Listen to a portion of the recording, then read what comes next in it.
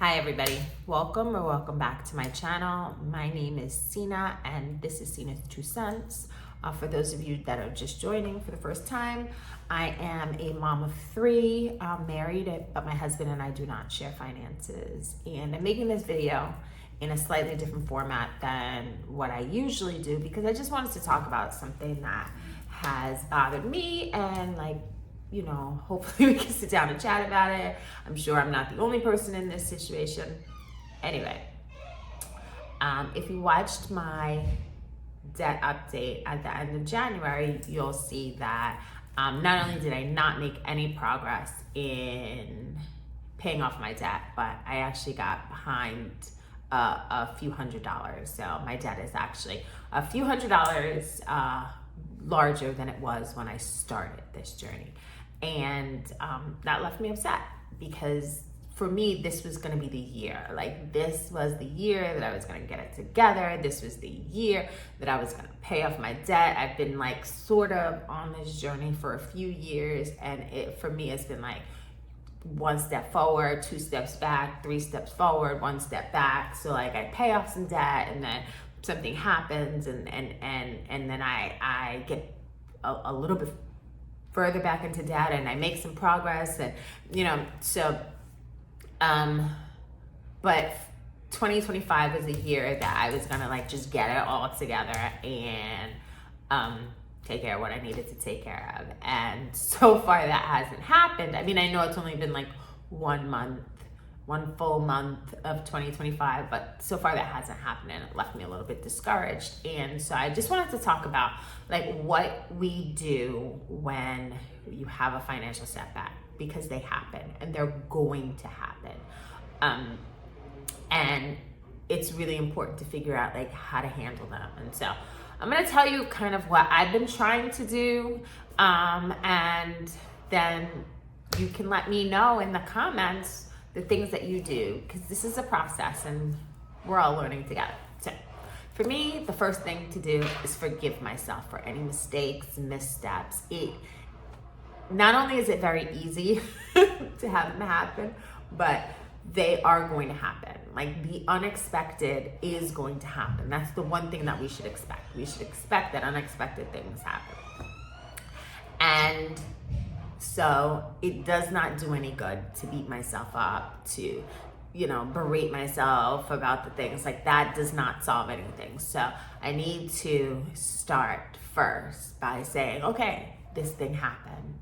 And now I just have to address the issues and stop blaming myself, beating myself up. That's one of the reasons I did not want to call my debt confession a confession, because it just feels like there's something so wrong with it. It's so much like negative stigma attached to it. And it's not a good thing, but it is a thing that happened, that's real. And all you can do is go on from here. So first thing to do, forgive yourself for any mistakes. Then number 2 is assess the damage. What actually happened and how bad was it? I'm very lucky that all of the things that happened for me happened in a magic month. So January was a 3-paycheck month, and I had the way that I set up my bills, I had a significant amount of extra money to throw at my debt. And so while I had things that happened that cost me a lot of money, I had also paid a lot of money towards my debt. So I only ended up $320 in an extra $320 worth of debt, as opposed to thousands of dollars in debt that would have happened in a different month.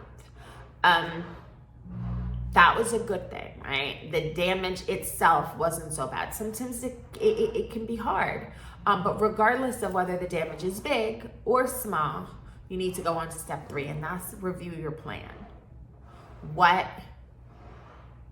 If you have one, what went wrong in your plan? If you don't have one, that's the time to create a plan. I looked at my plan to see if it was realistic and if it was attainable. I don't know that my plan is really realistic. I have myself paying down debt, saving money, investing, and I do think that all of those things are things that I want to do, but I don't think they're all things that I can do at the same time, right? Because what happened is when something happened, I still wanted to save money. I still wanted to invest. So I used my credit cards to be able to pay for these unexpected things while keeping my cash to invest. It was too much, right? So I really needed to review my plan and figure out what were the things that were most important to me, which leads me into step 4, which is evaluate your why. Why am I doing this? Like, why am I on this journey to begin with? And for me, I make a good living, but I end up spending so much of the money that I make paying bills for things that I bought or used in the past. And I want to be able to stop doing that, to stop paying for my past and instead be able to use the money that I make to enjoy my present and invest in my future. And so when I think about that, when I look at that, I realize that my primary goal really is to pay off debt. And more than savings, more than investing, my primary goal is to make sure that I pay off this debt. And so when something comes up in the future, I am going to take money from savings, use that emergency fund for what it's meant for as opposed to hoarding it. And that is the backbone of step 5. Get your plan in line with your values. If what I really truly value is to be debt free, then my plan has to be in line with that. I'm going to, in the future, prioritize and budget. I hope this has been helpful. This is a process that we're all going through.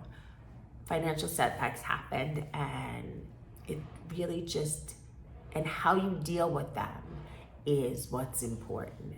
If you find this video helpful, don't forget to like and subscribe and share it with somebody who needs to hear this. Also, let me know in the comments what's one financial tip that helped you bounce back from a setback.